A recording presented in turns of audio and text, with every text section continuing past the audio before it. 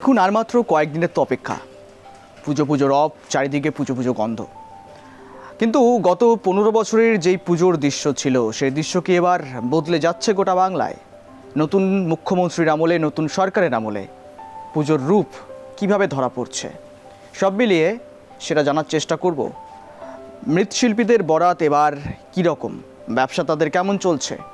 তৃণমূলের আমলে যেভাবে রমরমিয়ে চলেছে ব্যবসা, পাশাপাশি নতুন সরকারের নতুন মুখ্যমন্ত্রীর আমলে এবারও কি ঠিক একই রকম বরাত মিলছে মৃৎশিল্পীদের, সেটাই জানার চেষ্টা করব। আজ আমরা পৌঁছেছি মৃৎশিল্পীর ঘরে, তাদের সেই শিল্প কলা কৌশলী যেখানে তারা হাতের ছোঁয়ায় তৈরি করেন মা দুর্গাকে। মা আসছেন। মূল্যবৃদ্ধি সামগ্রীর বদলের বাংলায় পুজো অনুদান নিয়ে এখনও সরাসরি ঘোষণা না হওয়াতে বড় ক্লাবগুলোর বরাত মিললেও সংসারের ছোট ক্লাব এবং কমিটিগুলো তাদের বরাত এখনও আসেনি মৃৎশিল্পীদের কাছে। তাই স্বাভাবিকভাবেই দুশ্চিন্তা বাড়ছে মৃৎশিল্পীদেরও। এবার আমরা খুব দুশ্চিন্তার মধ্যে আছি।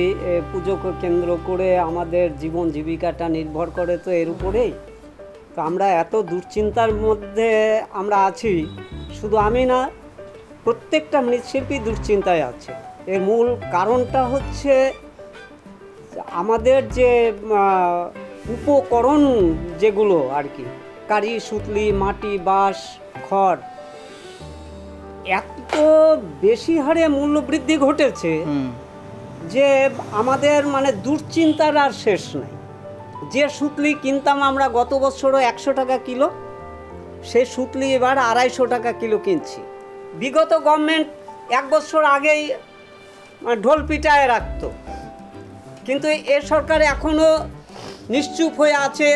এতে কিন্তু আমাদের মৃৎশিল্পীদের ভাবাচ্ছে এবং মৃৎশিল্পীরা মরে যাবে এবার।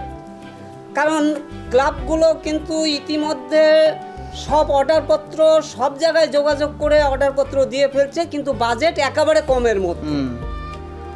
মানে নমো করে পুজো হবে এইভাবে কিন্তু কথাবার্তাগুলো বলছে। এর মূল কারণটা হচ্ছে সরকার কি করবে এখনো সেগুলো বোঝা যাচ্ছে। অর্থাৎ বড় বড় ক্লাবগুলো তো বরাত পেয়ে গিয়েছেন, কিন্তু ছোট ছোট ক্লাবগুলো, কমিটিগুলো তারা এখনো আসেই নেই। তারা ছোট ক্লাব বা মাঝারি ক্লাবগুলো এখনো আসেই নেই। তারা চিন্তা করছে কি হবে, দেবে, টাকা পাবো কি পাবো না, এই দুশ্চিন্তার জন্যে সরাসরি যুক্ত আমরাও হয়ে গেছি। কারণ আমাদের তো এটাই হচ্ছে সারা বছরের খাবার দাবার জোগাড়, আত্মীয় স্বজন সব কিছু নির্ভর করে এর উপরে। তো অতএব আমরা এত দুশ্চিন্তার মধ্যে এবার পড়ে গেছি, যা আমার জীবনে তো অন্তত কোনোদিন এত দুশ্চিন্তার মধ্যে পড়িনি। মানে দুর্গাপুজো এভাবে পালন হবে দেখেননি কোনোদিনও? মানে আবাসও পাননি এভাবে? না, একদম না। যখন টাকা দিত না তখন এর থেকেও ভালো ছিল। আর টাকা দিয়ে মানুষের পুজো কমিটিগুলোকে এমন একটা বিভ্রান্তির মধ্যে ফেলে দিয়েছে যে এখন টাকা ঘোষণাও করছে না, হয়তো ঘোষণা করবে পরে, কিন্তু তাতে মৃৎশিল্পীদের লাভ হবে না, মৃৎশিল্পীদের মরে যাবে। অর্থাৎ বুঝতেই পারছেন, বিগ ব্যানারের পুজোগুলোতে এবার কি জাঁকজমক থাকছে? সরকার কি এবার অনুদান দেবে নাকি দেবে না, এই প্রশ্ন নিয়ে যথেষ্ট ধোঁয়াশা রয়েছে। যদিও এই বিষয়ে মুখ্যমন্ত্রী শুভেন্দু অধিকারীকে জিজ্ঞেস করা হলে তিনি জানিয়েছেন আগামী 7ই সেপ্টেম্বর রাজ্যের সমস্ত বড় পুজো কমিটিগুলোকে নিয়ে সংশ্লিষ্ট দপ্তরের সঙ্গে বৈঠক সারবেন তিনি, এবং পুজো নিয়ে প্রস্তুতি বৈঠক করবে রাজ্য সরকার। সেখান থেকে হয়তো ঘোষণা করতে পারেন আদতেও এবার অনুদান সরকারিভাবে দেওয়া হবে কি হবে না। আর এই সরকারি অনুদানের সঙ্গে শুধুমাত্র পুজো কমিটিগুলো বা ক্লাবগুলো জড়িত নয়, এই সরকারি অনুদানের সঙ্গে সরাসরি হোক কিংবা অসরাসরিভাবে বলতে পারেন মৃৎশিল্পীরা স্বভাবতই জড়িত রয়েছেন। কেননা সরকারি অনুদান মিললে যে সমস্ত ক্লাবগুলো, যে সমস্ত কমিটিগুলো পুজো করে আসছে বা পুজো করবে, তাদের অর্থের অভাব হবে না। আর অর্থ অভাব হলে রীতিমতো পুজোয় টান পড়বে, পুজোটা নাও হতে পারে।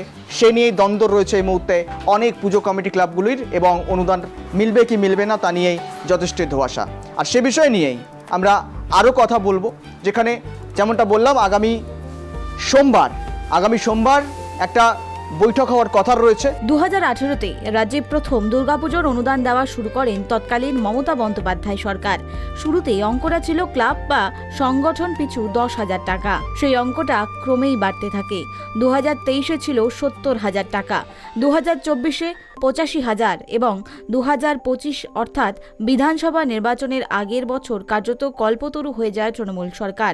এক লাফে পুজোর অনুদানের অঙ্ক বাড়িয়ে করা হয় 1,10,000 টাকা। এবার পালা বিজেপি সরকারের। পুজো অনুদানের ক্ষেত্রে তারা কি নিয়ম করে সেদিকেই নজর পুজো উদ্যোক্তাদের। আর এই সংশয় নিয়েই একটা দোলাচলের রয়েছে ক্লাব কর্তৃপক্ষ থেকে শুরু করে মৃৎশিল্পীরা। এখন দেখার বিষয়, আগামী 7 তারিখ মুখ্যমন্ত্রী শুভেন্দু অধিকারী পুজো কমিটির উদ্যোক্তাদের সঙ্গে একটা সংশ্লিষ্ট দপ্তরকে নিয়ে বৈঠকে বসবেন এবং বৈঠক থেকে পুজোর বাজেট নিয়ে কি আলোচনা হয় এবং মুখ্যমন্ত্রী এই অনুদানের বিষয়ে কোন আশ্বাস দেন সেটাই এখন দেখার বিষয়। পঙ্কজের সঙ্গে গৌরবের রিপোর্ট, কেটিভি বাংলা।